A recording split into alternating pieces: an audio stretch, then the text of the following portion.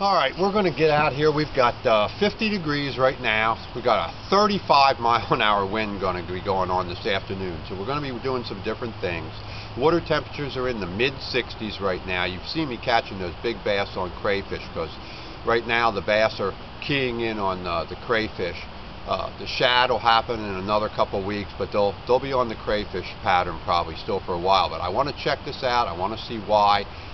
What they're doing, why they're on the crayfish. We're going to hit some different areas first today with some different baits. I'm going to throw a Stanley Vibra Wedge spinner bait in 3/8 ounce. I'm going to throw a couple different crankbaits. Some of the Piz custom crankbaits, they're custom painted Lucky Craft crankbaits, RC 1.5, some bomber models. I'm going to throw a couple of those different crankbaits in the same areas as a spinner bait. A lot of times they go onto hardwood and things like that at the same time as the dock, so I'm going to hit that spinner bait up in the wood, and I'm going to flutter the blades down along the branches and bounce the blades on the wood. They've been hitting that in a couple of different tournaments recently that way.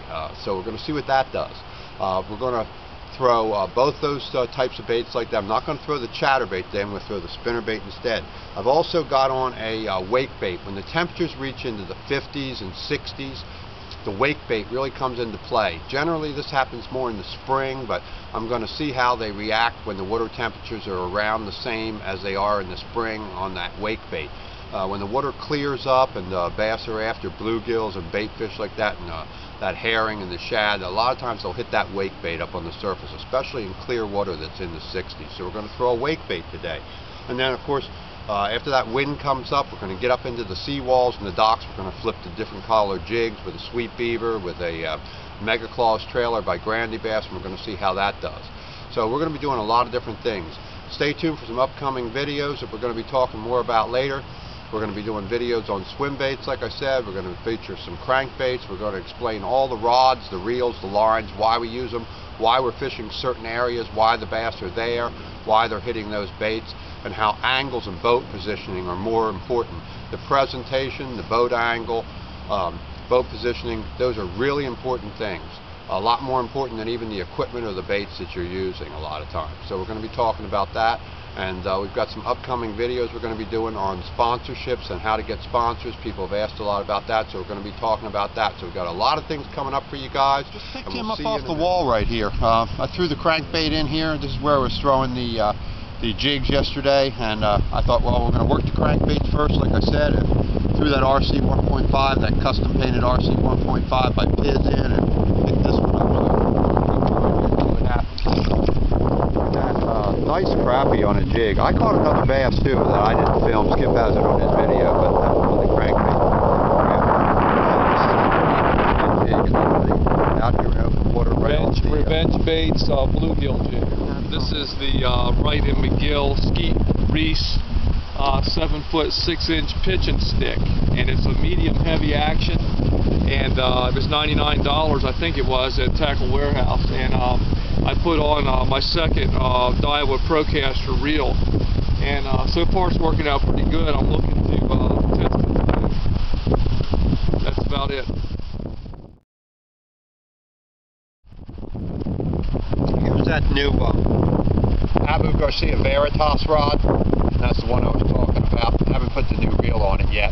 But that's the new Veritas rod. That's the 7-foot 6-inch flipping stick. It's medium heavy action. Really nice. It's got the metal butt cap. Really pleased with it so far. It's good feel, good sensitivity. Really loads nice. Caught a couple bass on it before. I've got another one. I've got that Skeet Reese rod too that Skip has. But we're going to try it out there. We're going to really get serious in a minute now. We worked the crankbaits, caught a couple on it, but they just don't seem to be on that bite yet. So we're going to go with the jigs again up in the docks and see what happens. So we'll see you guys.